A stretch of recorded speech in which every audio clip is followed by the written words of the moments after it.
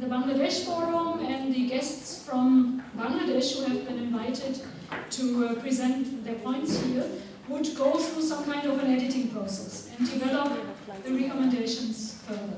Welcome to our first session, where we discuss the political situation now.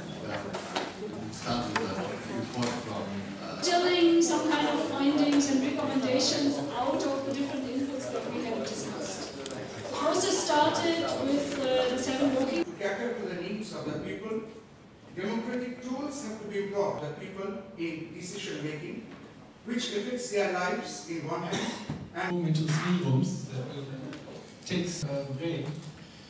So this will be room number 1. So that will be the working group 1. We have a real inclusive social relation from all the countries. So, but we may have one or the other point where we can try to come nearer to overcome the problems which are still existent and existent in all countries that include Germany. You have other problems, including everybody in society, but it's a bit later in this 1.5 hours, because the inclusiveness of society. This brings other perspectives, other wider dimension and insights.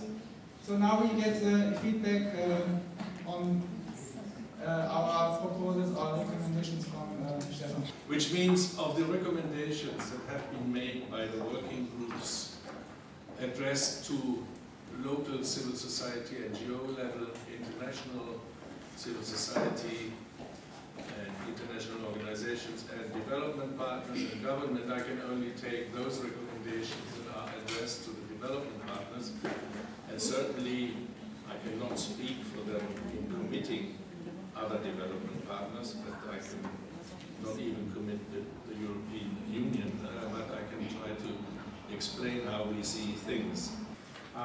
Where we've been following around about 2,000 households since 1990. The government also needs to be accountable to ordinary Bangladeshi people. That is, now we come to the next one. For projects to help tackle poverty, it is already included projects in that area. While recognizing that there are resource constraints, we believe that the government should progressively expand its efforts as resources become available to meet the basic needs of all its citizens.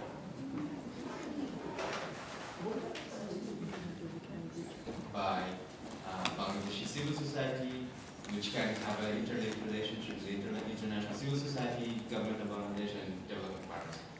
The accountability of the judicial system to ensure access to justice, particularly for marginalized communities. By that we mean strengthen the registrar's office, credible criteria of appointment for judges, prevent interference by the executive, and address impunity. So the second point that we recommended that the international community should recommend and engage to the government of Bangladesh is to speed up the process for the reform of the police to ensure due process of law. And the context was what you start. The idea was what she said. That was the context of our discussions, and we discussed for an hour. So, policies on women. First of all, we thought that in terms of policies on women, first of all, we discussed in general about women's problems, and we came up with these because they were drawn from our discussion, which had different layers. One was in terms of demands that grew out of the women's demands, women's movement in Bangladesh. Those that you've missed out, maybe 1 or 2 things in particular. I think that the role that civil society can play in changing attitudes of people is missing somewhat, because I think that some very useful work can, even is being done, particularly with young people, young teenage boys, to encourage them to see to see young women and to see women in general as people rather than as objects. We saw its end by the decade of the 60s.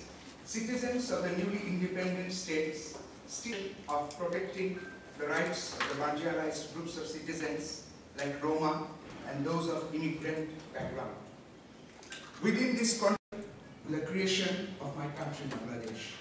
Virtually all the core elements enshrined in the Universal Declaration of Human Rights have been incorporated in the Constitution of Bangladesh as fundamental rights for its citizens.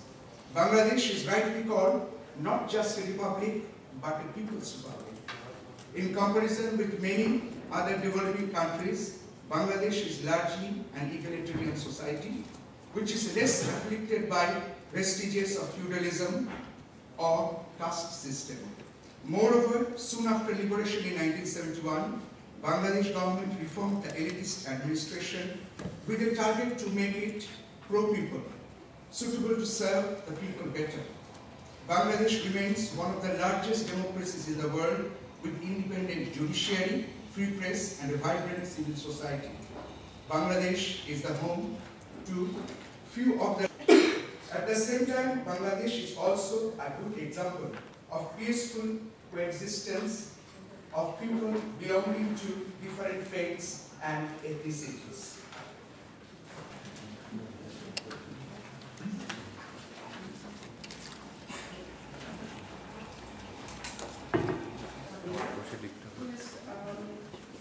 Research fellow at the Sussex Institute of Development Studies. Naila Kabir has done extensive research on South and Southeast Asia as a social economist specialized in gender, poverty and social policy issues. Naila has particularly been developing frameworks and methodologies for integrating testimonies, and I'm glad that they could come to Brussels as well to sensitize audiences there. And my question is pretty much related to this one, to your comment. I would like to hear from Mr.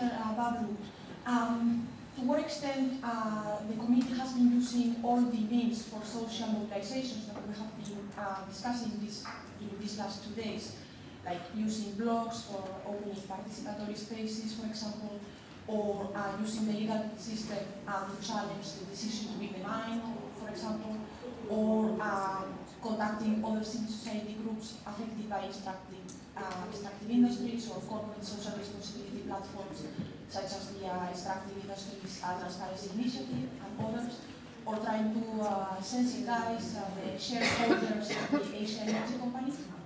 There are many ways, and to what extent have you used them? And if yes, what have been the results that have more influence? Thank you. Which is on inclusive citizenship of marginalized people in developmental processes from the grassroots and the NGO perspective. We have available, then with the government, then we consult civil society, and at the latest we consult with those who are the principal beneficiaries of the activity. And I was thinking it would be worthwhile in any case to try to have them at the earliest with their inputs, so that the whole orientation of the project design would be taking into consideration what the marginalized people may want from us. So that's the idea. And it's true that in the type of, that's a different mode of project. The call for proposal, we ask indeed, this is the area and you make a proposal.